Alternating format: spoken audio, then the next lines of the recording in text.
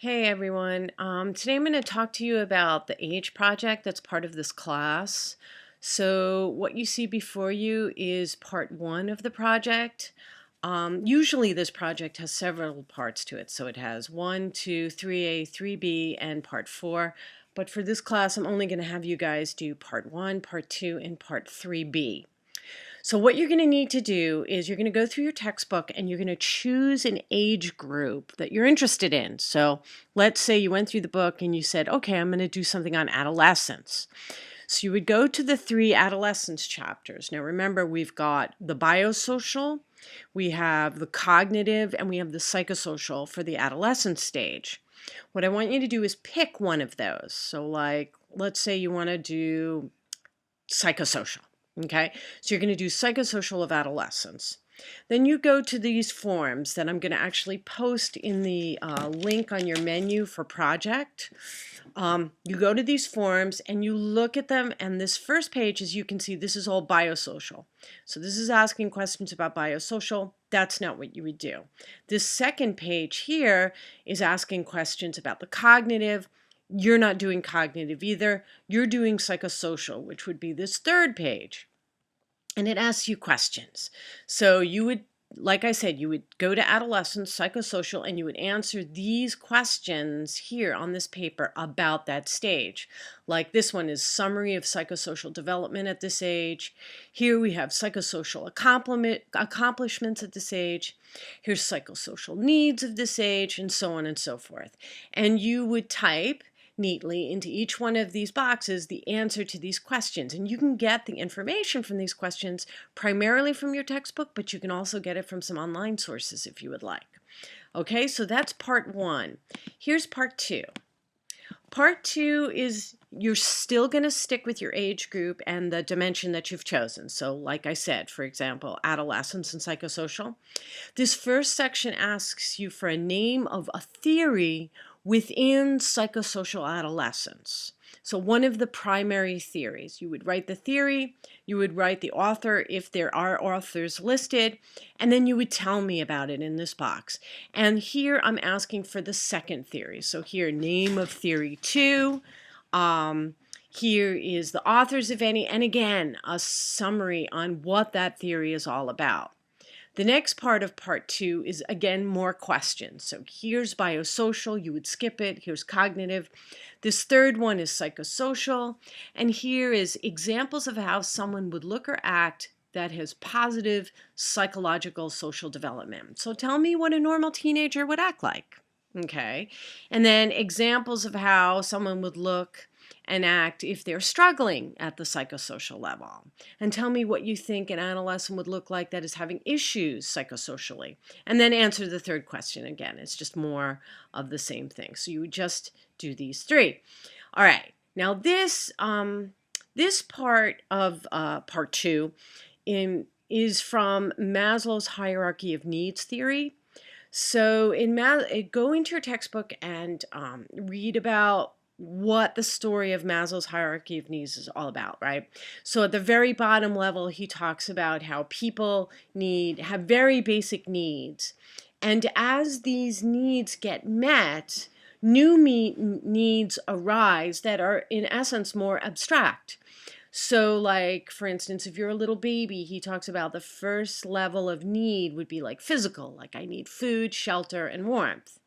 But like the next level of need might be like you need, some warmth or emotional attachment to somebody. And then as that gets met, higher needs are desired, all right?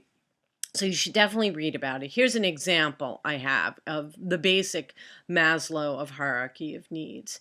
So if you were doing psychosocial adolescent, you would skip the biosocial, you would skip the cognitive, and you would go right to the psychosocial pyramid, and you would tell me about the psychosocial aspects and how that would fit into Maslow's hierarchy of needs. So basically at the first level, what is the most, what is the first need that a person and that an adolescent needs according to Maslow's, and then how would those needs rise in abstraction as they were met?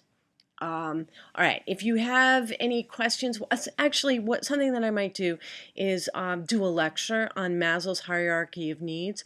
If I do a lecture on it, I will post it under the project section. Okay, probably sometime today. All right, so that lecture should really help with your understanding of Maslow's hierarchy of needs. So I'll post that today to clarify it. Okay, so that would be part 2. Part 3B, I'm asking you to do an observation. So if you were doing adolescence and psychosocial, one thing that you might want to do is go to the mall, and you could observe teenagers interacting in a psychosocial context, and you would make observations of it on this paper. So like here, you would tell me what's your age group, what location were you watching them in, and when, what time of day, and then what did you see? How did they look? What was their appearance? What was their interactions with others? Were they illustrating appropriate behaviors in the environment you observe? Or did you see inappropriate behaviors that would indicate they're having some kind of developmental challenge psychosocially? And what were what did those inappropriate behaviors look like? What were the interactions that were inappropriate? Okay, any other observations? There's room for other observations for you to kind of elaborate on what you're seeing. So in order to do a really good observation, you need to understand your age group and the dimension of that age group that you've chosen, like psychosocial. To be able to go out in the real world and really identify and talk about what you're seeing real people doing. Now, like I said, for this project, you can do any age group you want in the book, and you can either do, actually, I'd rather you stuck with either cognitive or psychosocial. You can do biosocial, but for certain age groups that can be hard. If you're doing like older people, like the late adulthood stage, that would probably work. If you're doing little babies, that would probably work. But to kind of go into detail about the biosocial of adolescence, there's probably not a whole lot that you can observe just because of the nature of things. So it might be better to do like cognitive or psychosocial. Okay. I am posting the forms onto the website. I will also post a lecture on Maslow's hierarchy of needs. Please email me if you have any more questions about how the project goes. I'm more than happy to help. It's not very hard. Parts 1 and 2 shouldn't take you very long to do at all. Parts 3, maybe an hour out of your day. Okay, so I hope that helps, and I look forward to hearing from any of you about it.